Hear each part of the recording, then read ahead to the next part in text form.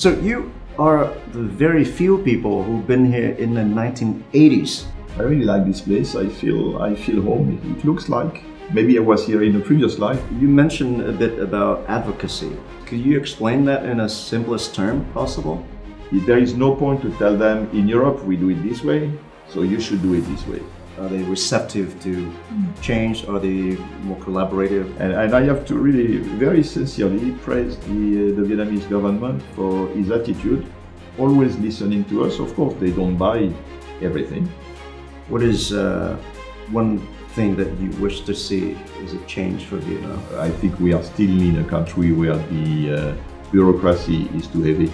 But such a high level of commitment and love, why do you do what you do? I don't know. Some people are passionate about sports or golf. My passion is to do something for the community.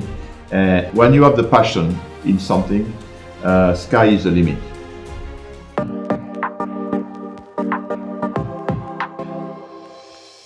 Hello, and welcome to Forbes CEO Talks. I am Cuong Dang, Forbes CEO in Vietnam. And today I have a pleasure to meet with Mr. Alain Cany. Alain is no stranger to the business community in Vietnam, especially in the FDI scenes among the European countries. Alain was among the very first few people who saw tremendous opportunities and potentials Vietnam has to offer. And not only he saw it, but he took action before others. He has held many key roles in various organizations such as HSBC, Jardine Matheson, Vietnam Business Forum, and EuroCham. Today, we'll be focusing on his journey, the story, and the passion on running EuroCham. Thank you for being here today. Pleasure. Thank you for inviting me. So you are the very few people who've been here in the 1980s. That was way before Vietnam, U.S. embargo was lifted in Vietnam. How was the experience? Let's say I was a banker based in Hong Kong.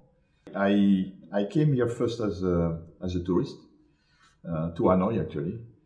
For some reason I don't remember, and I fall in love with the scenery, everything, and I grew up in Madagascar myself for the first 10 years of my life. And really, when I landed in Hanoi, going a little bit around, visiting the nice tourist spots, I felt I have been there before. It came to me, and I was there with my wife, and I told my wife, I really like this place. I feel home. It looks like maybe I was here in a previous life, but thinking about it, I think it was much more related to my youth 40 years ago in Madagascar. So this was actually my first trip was 1985. We went to Hanoi, Along Bay, a few things together with my wife, spent a week there. And I really went back to Hong Kong to say, I really definitely love this country. I'm going to pay more attention to it. I was pretty new in Hong Kong. I was in Hong Kong for a year. And that's the very beginning of my story to Vietnam. So, then I had many opportunities to come back. I have created opportunities to come back. And finally, it took me maybe more than 15 years to establish myself here. But well, you moved here quite full-time, permanently in the early 2000s, and quickly you joined EuroCham in 2005, and you ran for several years as chairman, and 7 years. Yes. What was the role of EuroCham back then in 2005 when you joined? What were they doing? Mostly gathering European companies together. We were not really very involved in advocacy, as we call it, let's say, in talking much with the government. At the time, we thought that it would be more the role of the European delegation, the EU delegation, to do it. But very rapidly, after a year or two, we discovered that it is really something that, because investment were growing, European investment were growing, and we were facing some difficulties in some sectors or in some administrative issues.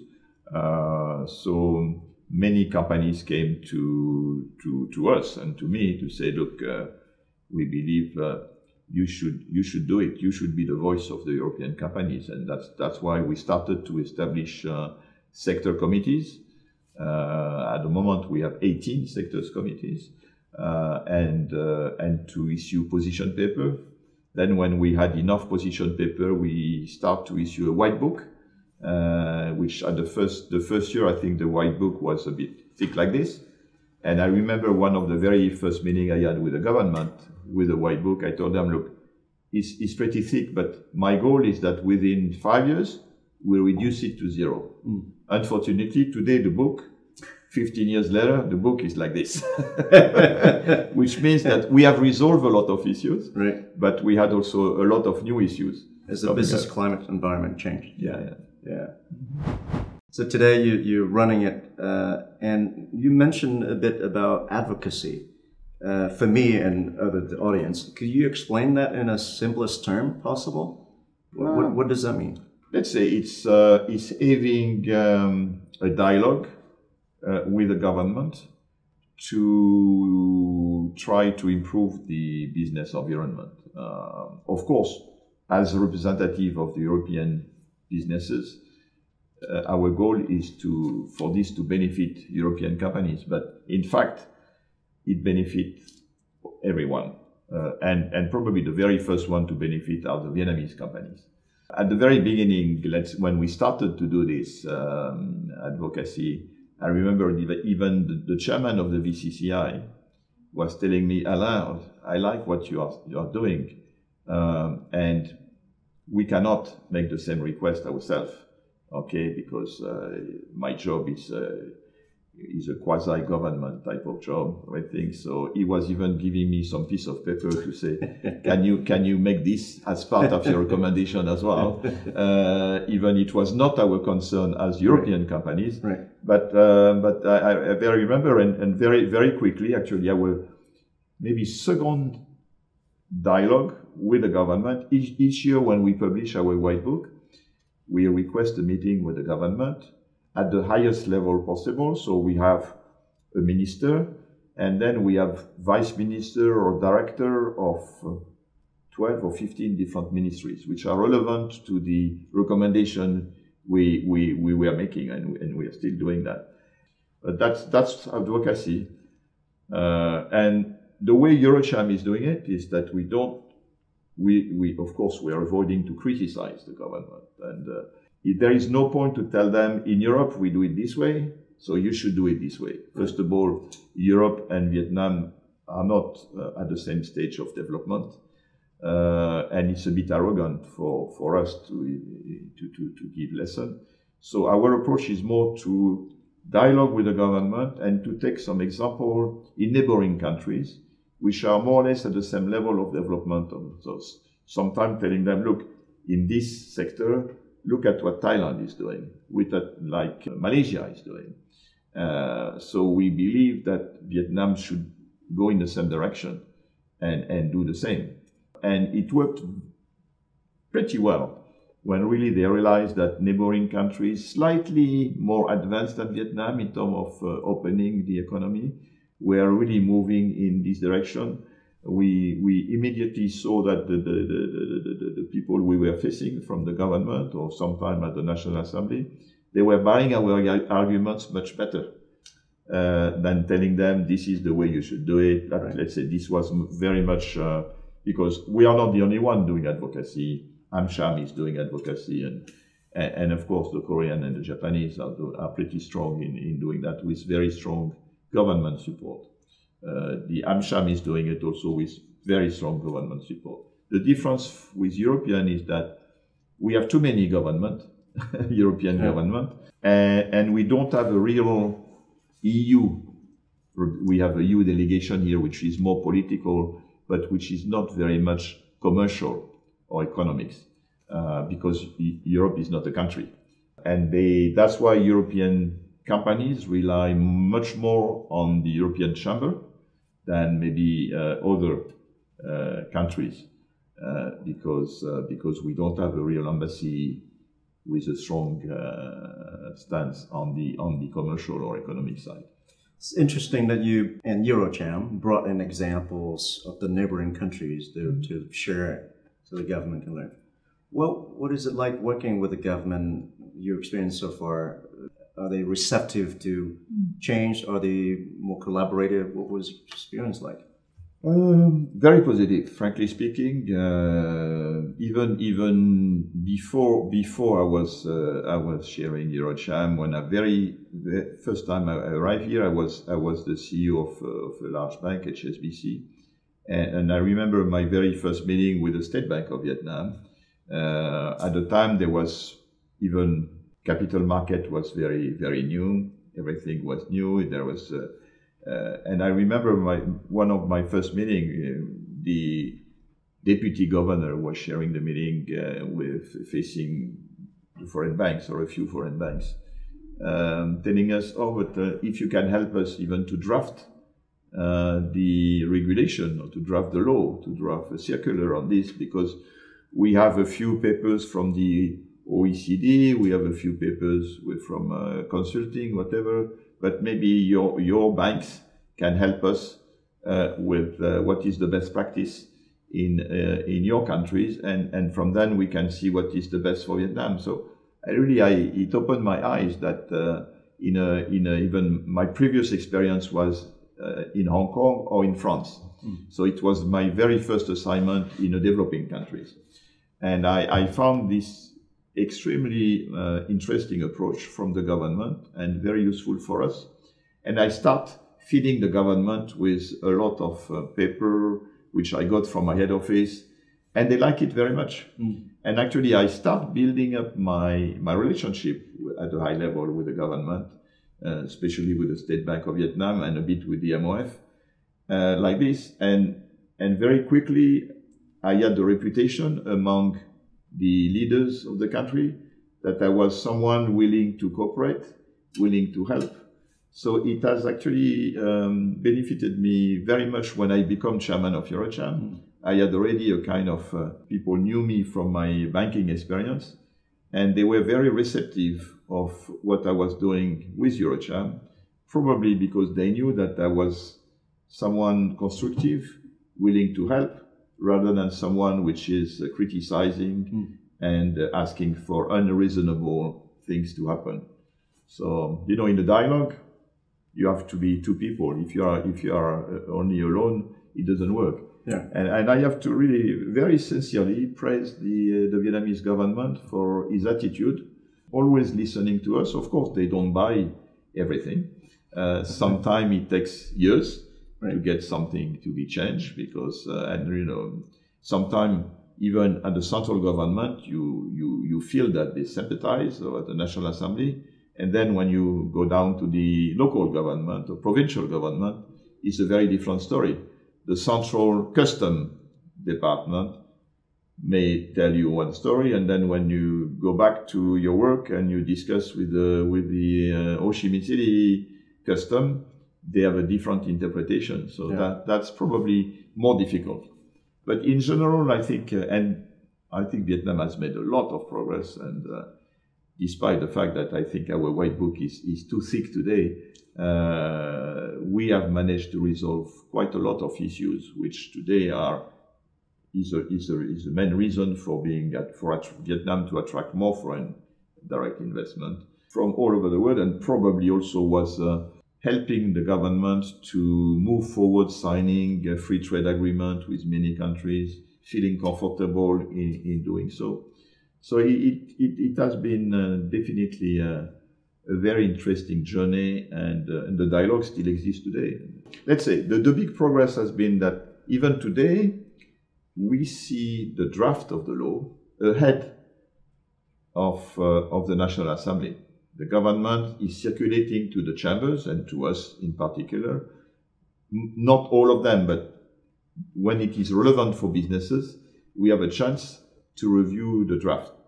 For example, the new labor code on the cyber security, we have a chance to review the draft, to comment the draft. Maybe not only once, sometimes 2, 3, 4 times before it is submitted to the National Assembly. Then after it is voted, you are right, I think it's the devil is always into the details, and implementation is the most difficult thing. And the law in Vietnam is not extremely precise. I think it is good because it is open for some good interpretation, but sometimes it also works against you, and sometimes the interpretation is not correct for some reason. I think it is less and less because now everything is computerized.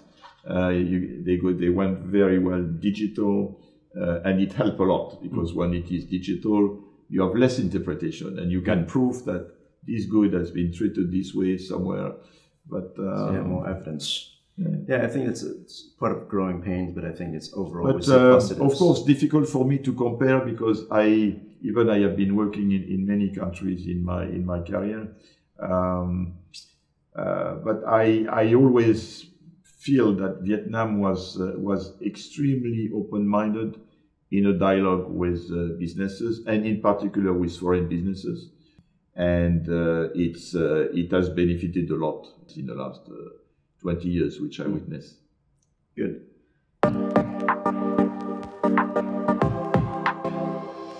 Since your experience at having very close dialogue and open communication with the government, last year you joined the Prime Minister of Vietnam, Phạm Minh Chính, to the COP26 event. And at this event, the Prime Minister pledged Vietnam to commit to net zero carbon footprint by 2050. What were EuroCham role in that trip? What were your roles? First, I was very honored to be invited as being part of this delegation. I believe the main reason I was invited in the delegation is not for the trip to Glasgow, but because after Glasgow, the Prime Minister was visiting France for a state visit. And I have been very involved in supporting the MPI and the government for organizing the Prime Minister to meet with the top French companies. They asked me the help. So initially, I believe they invited us for the Paris leg. But Glasgow was part of the trip, so I was not supposed to play a key role in Glasgow. But I was very lucky and very honored to be involved and to be part of, not the top meetings, but to be part of what was available for businesses. Right.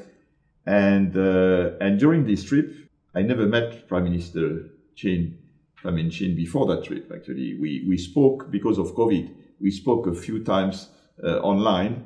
We had a lot of meetings, let's say not a lot, but 3 or 4 meetings online discussing on the COVID situation, how to handle it, and he was asking us the advice, but we never met physically. And I met him physically for the first time in Glasgow, even not in Vietnam. And thanks to, let's say, for being there, I was the only foreigner. And so I had the chance to have some, let's say, few minutes here and there, talking, chatting with the Prime Minister, thanks to the ambassador, the Vietnamese ambassador in the UK, who is a very good friend as well. After his strong commitment, actually we were on our way to Paris on the next day, and I congratulate him for this statement, and I even told him that as a Vietnamese, I felt extremely proud of his commitment. And joking a bit with him and say, "What's your plan?" Okay, big commitment, but what's your plan, Prime Minister? And he looked at me and said, "I cannot do it alone. I need you to help me." And when he was addressing me, "I need you to help me," he was not addressing me as Alain Cany, he was addressing me as a representative, as a foreigner. And he said, "Look, we need, this climate change is not only Vietnam, all countries are concerned, and all countries have to make it together. And Vietnam's stage of development does not allow Vietnam to do it alone. So I need technology, access to technology, access to, at a good price, access to money, because we need a lot of money to finance this, also at a good price, So I really need you as chairman of EuroCham to pass the message and to help us. And that's why thinking, coming back to Vietnam after this trip to Glasgow and to Paris, together with the Prime Minister, I said, we have to do something. So what can we do? And we had a meeting here with the board of EuroCham, and we decided that we should really have a very clear direction on EuroCham action towards the green economy. And one of the very first things we should do is to have some events on this subject and to promote the green transition. And we thought we should do a big event where we will put together, showcase European technology and European big banks there, meeting with Vietnamese. And that's why we created this Green Economy Forum and Exhibition, which was held last week and was a tremendous success. Congratulations. I think you pulled together a very successful event.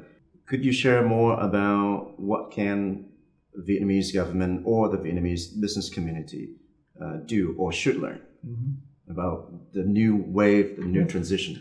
Let's say the last day was very interesting because on the last morning we had a student competition.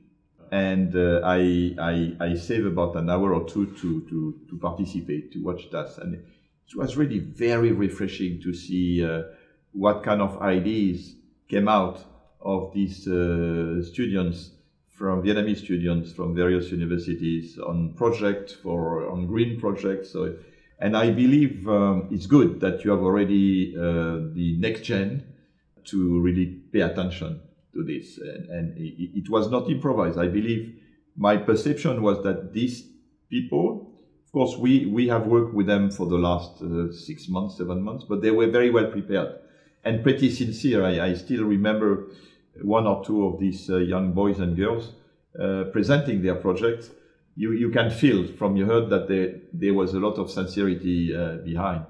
And I believe this is where the government should start.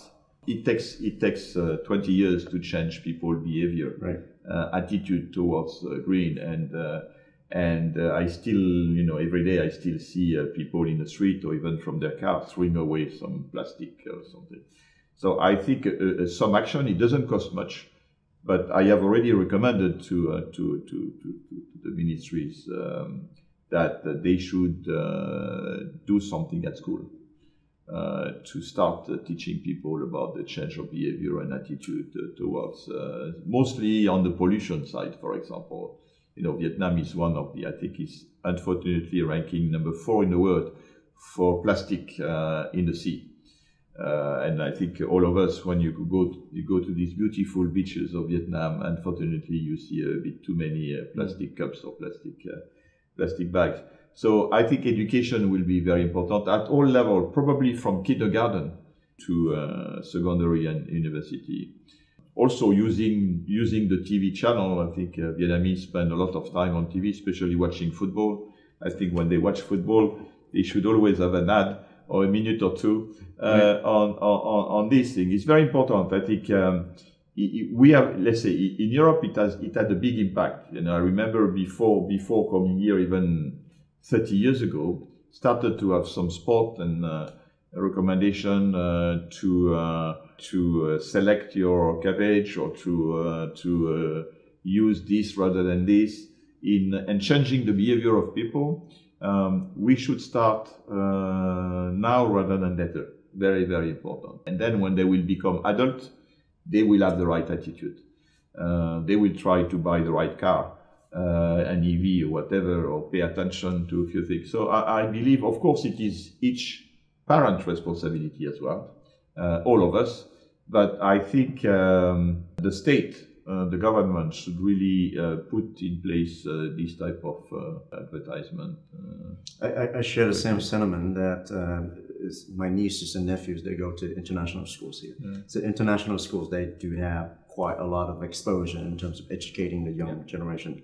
I do believe that, like what you share, if we started implementing, the local government implementing that at school, at the small age. I think one small thing is like stop littering around the beach or in rural area. I think that helps significantly. Not just about energy, but I think it's a much greener community to live in. At zero cost. At zero cost, exactly. Yes.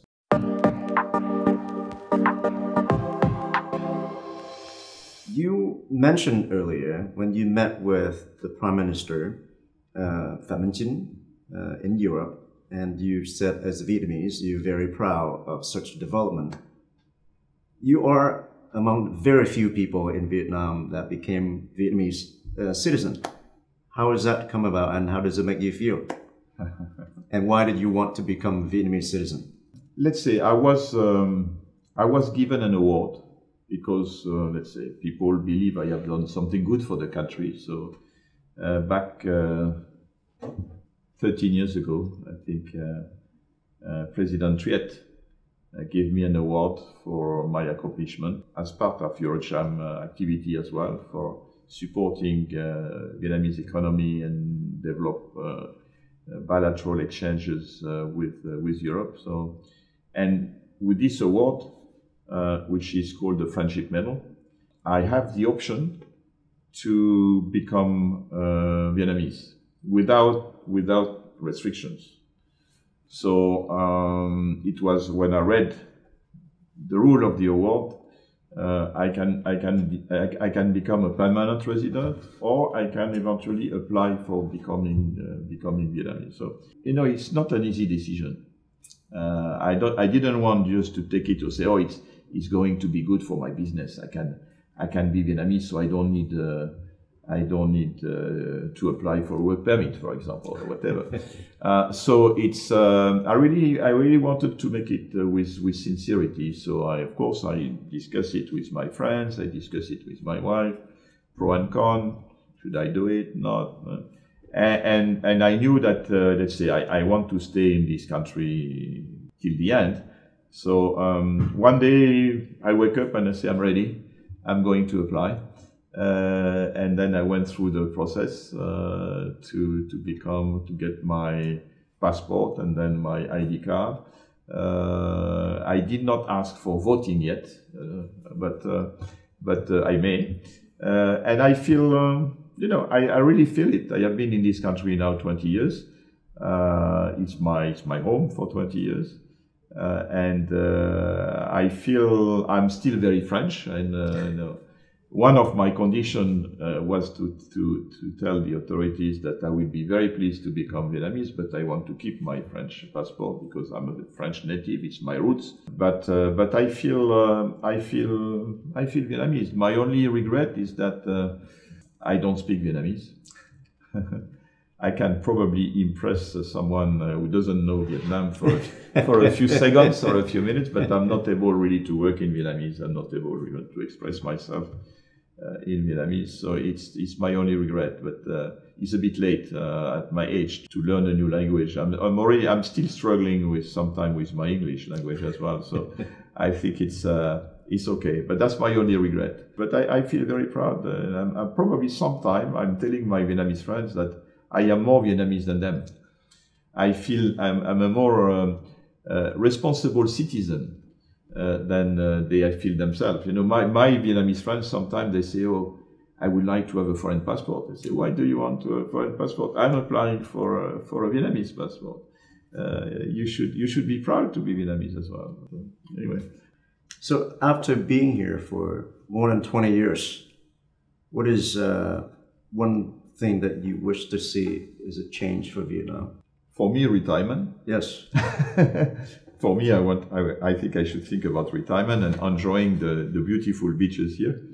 No, back to the main subject. I think Vietnam should continue to open the country much more. Let's say we have a trade agreement with almost the whole world, which is fantastic. As we discussed earlier, implementation is the key. Yeah. I think we really need to make sure that when a decision is taken, it is being implemented pretty quickly. I think we are still in a country where the bureaucracy is too heavy. we have been fighting with this in Europe for 50 years. I think this is something probably that the Vietnam administration has inherited from the French administration. So it's a very bad example. But I think if I would like one thing to be improved and to be changed, I think is to reduce the bureaucracy and to make things much simpler for an investor, for a citizen. I think digitalization, it is also something the Prime Minister and his government is really pushing very much at the moment. I believe it's the right thing, because with digitalization, you will reduce wrongdoing, and you will speed up the process. So I believe this is the right direction. Vietnam, and for a young country like Vietnam, with its very young population, I'm always impressed to see how these young Vietnamese are so good in mathematics, in chess, in everything which is scientific. I believe we are gifted here in Vietnam to have these young people, to have this ability.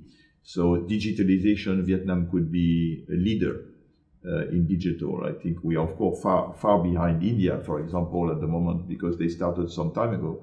But I think Vietnam has a big card to play to attract manufacture technology and to use his great young manpower to develop digital. And I think with a good digitalization scheme within the country at the state level and at the private level, good policy and regulation for moving towards the green transition. If we can do that in the coming 5-10 years, I believe Vietnam has the best chance to be among the winner. It didn't seem like you're thinking about retirement. This is going to take a while. It's going to take, let's say, I probably working is the only thing I know. I'm a bad golfer. I'm a bad gardener. I think my wife will get divorced if I stay home the whole day. So I think I should continue to work a little bit, but maybe a bit less. But such a high level of commitment and love, why do you do what you do today, coming back to EuroCham the second time, even, and very committed? I don't know, frankly speaking, to be frank with you. It's probably part of my gene. Even at university, I was always taking responsibility of leading a class for something and doing some initiative. So I always paid very much attention to my community. I don't know, it's probably from my education, what I can do beside my work to bring something to the community. So that's why I always been involved, for example, in all the countries. I always been sharing the Chamber of Commerce or the international school or anything which I believe I can help to bring to the community. Of course, in Vietnam is a bit different because I really developed a passion for the country, and through what I was doing with the Chamber of Commerce and other things. Maybe we didn't discuss it, but I was very involved in the charity development. I have been developing and sharing for 20 years Saigon Children Charity, which is one of the very, very important and good charity here in Vietnam, taking care of children, poor children, and giving them some education, and after education, finding a job to them. So this also, I do it by passion. My wife and I, we have been very involved in developing Saigon Children Charity here in the last 20 years. It's something I like to do. Some people are passionate about sports or golf. My fun is to do something for the community. And on top of that, developing such a passion for the country. I really, sometimes I astonish myself because I'm a very busy businessman. I'm running a big group with big investment here in this country, very high responsibility, and I'm wondering how I can manage time to do something else. Maybe I'm lucky because I can live well with only 3 or 4 hours of sleep. But it's when you have the passion in something, sky is the limit. You don't count your efforts, you don't count your time, and that's the secret. That's a wonderful advice for a lot of young entrepreneurs here. Well, Mr. Cany, thank you very much for being here, and thank you for all the work you've done with EuroCham. Thank you, Kong. Thank you for the invitation. Thank you.